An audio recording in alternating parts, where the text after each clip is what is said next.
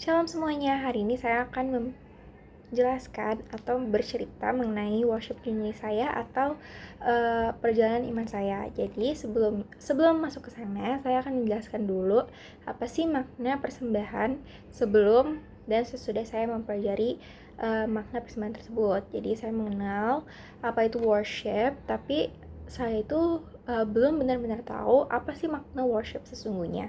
Jadi saya menganggap bahwa worship hanyalah bentuk kita untuk mempersiapkan hati dan pikiran kita sebelum memulai ibadah dalam gereja maupun chapel sekolah. Selain itu, saya juga belum mengerti apa itu persembahan, dan saya hanya memaknai persembahan hanyalah pemberian uang untuk membangun gereja ataupun membantu orang-orang yang sedang membutuhkan. Setelah saya mempelajari makna worship sendiri baik di sekolah maupun di gereja, saya belajar bahwa worship adalah bagaimana bentuk kita mempersembahkan diri kita kepada Tuhan, tidak hanya bentuk fisik atau uang saja. Namun saya belajar bahwa kita dapat mempersembahkan diri kita sebagai ungkapan syukur atas apa yang Tuhan berikan kepada saya melalui talenta yang telah diberikan kepada saya. Contoh konkret yang sudah saya lakukan adalah Tuhan telah memberikan talenta kepada saya, yaitu dalam bidang menari, dan saya melayani di gereja dalam bidang menari. Dan pada tahun ini saya juga melayani dalam pasca sekolah, dan saya juga melayani dalam bidang menari. Nah, selanjutnya saya akan menjelaskan perjalanan iman saya dari saya lahir sampai pada saat ini. Jadi pada saat saya lahir, saya belum mengerti apa itu penyembahan, dan saya juga belum mengerti bagaimana sih cara berdoa, bergereja, membaca Alkitab, bernyanyi, yang tujuannya untuk memuji dan menyembah nama Tuhan itu sendiri. Nah, pada umur saya yang ke-8 bulan, saya dibawa oleh orang tua saya untuk mengikuti sekolah minggu. Walaupun umur 8 bulan, saya belum mengerti apa-apa, tapi menurut saya ini merupakan langkah awal yang baik untuk diri saya bagi pertumbuhan iman saya juga.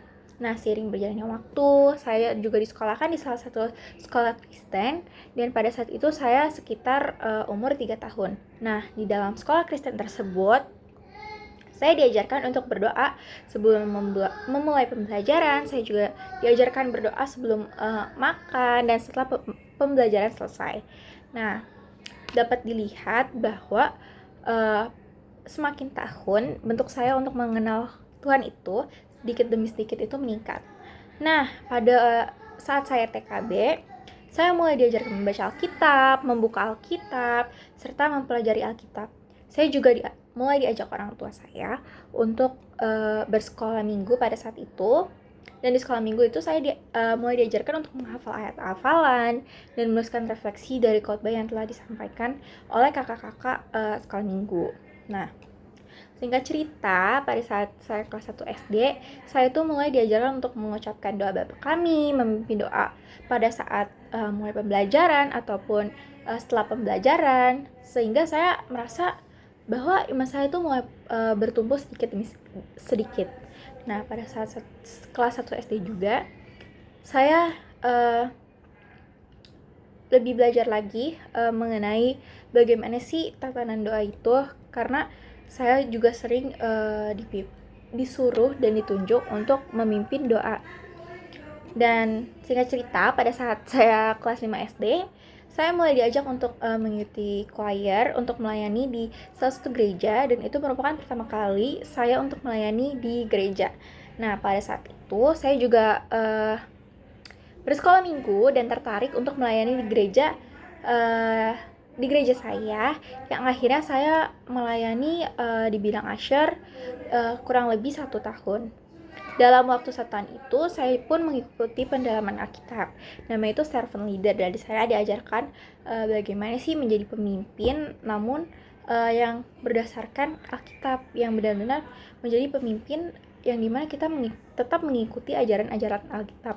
Dan saya juga mengikuti perform gereja, seperti perform kalau misalnya ada Natal, Paskah, dan saya biasanya perform di bidang dance, menari, dan lain sebagainya. Namun saya belum benar-benar mengenal Tuhan secara pribadi. Seiring berjalannya waktu, pada saat saya kelas 7 SMP, saya bersekolah di sekolah Katolik, yang dimana sekolah tersebut menurut saya kurang dalam pengajaran agamanya. Nah, karena saya merasa mungkin alirannya beda, sehingga saya tidak mengalami pertumbuhan apa-apa di sekolah tersebut. Dan saya walaupun saya belajar tentang agama tersebut, agama Katolik, namun saya tidak benar-benar mempelajari agama tersebut, karena menurut saya itu merupakan hanyalah pembelajaran atau formalitas yang ada di sekolah tersebut. Nah, karena saya merasa seperti itu, jadi saya itu memasuki pergaulan yang menurut saya tergolong buruk. Nah, selama beberapa bulan sekolah, saya suka berbicara yang kurang sopan, perilaku saya yang juga yang kurang baik, dan bisa terbilang saya sedikit bandel pada masa itu. Jadi setelah beberapa bulan sekolah di sana, ternyata pandemi melanda, atau pandemi itu kayak datang, saya menyerang Indonesia, dan pada saat itu juga sekolah saya diliburkan. Setelah beberapa minggu, ternyata sekolah benar-benar ditutup dan melakukan pembelajaran secara online. Nah, pada saat pandemi, dikarenakan semua tempat tutup, sehingga gereja saya pun tutup dan dilakukan ibadah secara online. Dan disinilah saya makin, menurut saya pertumbuhan iman saya itu makin menurun, karena saya benar-benar malas untuk berdoa, saya malas untuk beribadah, dan saya juga malas untuk membaca Alkitab dan renungan-renungan pagi ataupun hal-hal lainnya yang bisa mendekatkan diri saya kepada Tuhan. Nah, saya juga merasa jauh sama Tuhan, dan pada saat itu keluarga saya itu terkena COVID-19, dan papa saya itu terbilang atau tergolong itu terkena gejala yang lumayan parah. Nah, keluarga saya hanya bisa berdoa dan berserah kepada Tuhan, tapi saya mulai untuk berdoa untuk kesembuhan keluarga saya. Setelah keluarga saya dinyatakan negatif COVID-19, saya mulai lagi tuh untuk berdoa dan beribadah kepada Tuhan. Pada saat itu, papa saya menawarkan saya untuk mengikuti pengajaran gereja dan mengikuti baptis. Nah, seiring berjalannya waktu, saya mau untuk mengikuti pengajaran yang diadakan gereja atau membership class atau M1. Nah, di dalam kelas itu saya diajarkan mengenai visi misi gereja, tentang baptis, keselamatan, dan lain-lainnya. Saya mengikuti kelas tersebut kurang lebih selama 1 bulan, dan beberapa minggu setelahnya saya melakukan pengajaran. Saya dibaptis oleh salah satu pendeta di gereja saya. Nah, pada saat saya selesai dibaptis, saya merasa ada sesuatu yang berbicara kepada saya, dan saya langsung mikir kayak Tuhan mau untuk saya apakah Tuhan tuh mau untuk saya kembali kepada Tuhan? Apa sih yang mau Tuhan kerjakan di dalam hidup saya? Saya langsung berpikir ke sana, dan dari sana saya juga berjanji untuk mulai aktif di dalam gereja lagi. Setelah beberapa bulan, gereja saya itu membuka cabang youth-nya di Alam Sutra, dan saya mulai mengikuti ibadah youth itu bersama teman saya. Pada saat itu saya tidak tahu mau ngapain, kayak saya benar-benar bingung karena sama sekali gak punya kenalan. Jadi saya benar-benar diam, dan hanya diam terus mendengar apa yang dikhotbahkan, namun tidak saya benar-benar tanggapi gitu, tidak saya responi dengan baik. Jadi saya hanya mendengarkan, namun saya tidak benar-benar melakukan atau pokoknya saya benar-benar tidak melakukan firman Tuhan tersebut. Jadi saya benar-benar hanya mendengarkan. Lalu pada suatu saat dibukalah pendaftaran untuk pelayanan di bidang Usher, dan tanpa mikir panjang saya langsung mendaftarkan diri saya, dan tidak lama dari sana dibuka juga untuk pendaftaran circle atau komsel, dan saya juga mendaftarkan diri saya untuk bergabung ke dalam komsel atau circle tersebut. Nah, pada bulan April 2022 saya mulai dimasukkan ke dalam grup pelayanan Usher tersebut, dan pada tanggal 22 Mei merupakan pertama kali saya untuk melayani kembali di gereja dengan bidang Usher. Nah, perasaan saya pada saat itu adalah saya malu-malu, namun kakak-kakak gereja yang ada mau untuk merangkul saya dan mengajari saya bagaimana sih cara menjadi asyar yang baik, gimana sih caranya kita pelayanan untuk Tuhan. Gak lama dari sana saya mulai dimasukkan ke dalam grup circle atau komsel saya, dan saya mulai membahas firman Tuhan bersama-sama secara online. Dan di tahun yang sama juga saya masuk ke dalam sekolah lentera yang dimana pengajaran Alkitabnya lumayan mendalam, dan dari sini juga saya mulai sering untuk membaca Alkitab lagi dan berdoa serta melakukan ibadah. Seiring berjalannya waktu, pada tahun 2023 saya mulai menambah pelayanan saya di bidang menari. Dan pada saat awal naik ke panggung saya merasa deg-degan karena itu merupakan pertama kalinya lagi saya untuk menari setelah sekian lama. Seiring berjalannya waktu hingga saat ini saya masih melakukan kedua pelayanan tersebut dan mengikuti konsel saya secara rutin, dan dari sana juga saya mengalami pertumbuhan rohani yang secara signifikan. Selanjutnya, apa aja sih tantangan yang saya alami dalam proses ibadah saya kepada Tuhan? Jadi tantangannya adalah rasa malas saya dalam berdoa, dan terkadang saya kurang mempersiapkan diri saya dengan baik sehingga saya berdoa tidak benar-benar dengan ungkapan syukur saya dan menganggap doa merupakan rutinitas saya saja. Pergaulan saya juga yang menghambat untuk bertumbuh di dalam Tuhan, karena bisa tergolong pergaulan saya merupakan pergaulan yang buruk. Dalam pergaulan saya diajarkan hal-hal yang seharusnya saya tidak boleh lakukan, seperti berbohong, mencontek, berbicara dengan bahasa yang kasar, dan sebagainya.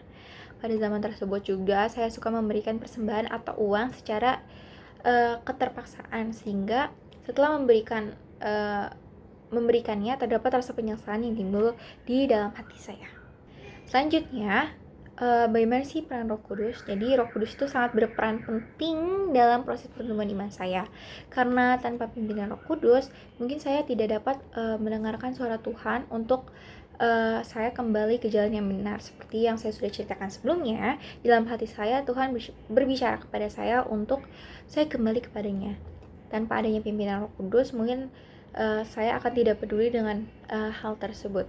Dalam perjalanan saya dapat dilihat bahwa saya menjauh dengan Tuhan karena pergaulan saya yang kurang baik.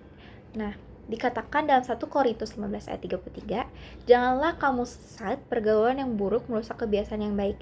Nah, dari ayat ini saya merasa bahwa benar sekali adanya bahwa kebiasaan kita dan pergaulan kita itu saling berkaitan. Karena pada saat itu pergaulan saya kurang baik dan saya pun terkena dampak buruknya juga, saya menjadi malas berdoa, jarang beribadah, berbicara yang kurang sopan, dan sebagainya. Nah, di dalam Amsal 18 ayat 9 juga dikatakan bahwa orang yang bermalas-malas dalam pekerjaannya sudah menjadi saudara dari si perusak. Dalam ayat ini saya juga dapat melihat bahwa kemalasan yang ada di dalam diri saya dapat merusak diri saya sendiri juga. Dengan adanya kemalasan di dalam diri saya menjadi jauh sama Tuhan dan lebih mementingkan hal-hal duniawi.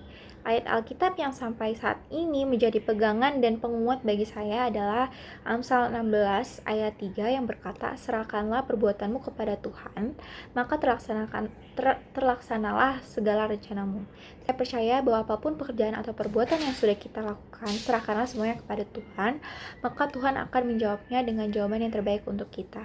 Saya sangat rindu untuk bertumbuh di dalam Tuhan, maka dari itu saya bergabung dalam komsel saya dan mempersembahkan tubuh saya sebagai persembahan yang hidup dengan melayani dimanapun dengan talenta yang saya miliki. Saya ingin melayani tidak hanya di dalam gereja saja, namun saya juga ingin melayani dalam lingkup kecil terlebih dahulu, dengan cara saya mengajak teman-teman saya untuk pergi ke gereja bersama-sama, mengajak teman-teman saya untuk melayani Tuhan, mengajak orang-orang terdekat saya untuk berdoa bersama, dan mendiskusikan firman Tuhan. Dan sekarang saya akan berdoa untuk langkah yang akan saya ambil ke depannya. Tuhan, terima kasih atas berkat dan rahmat yang telah Engkau berikan kepadaku. Tuhan, aku mengucap syukur atas apa yang telah Engkau berikan kepadaku.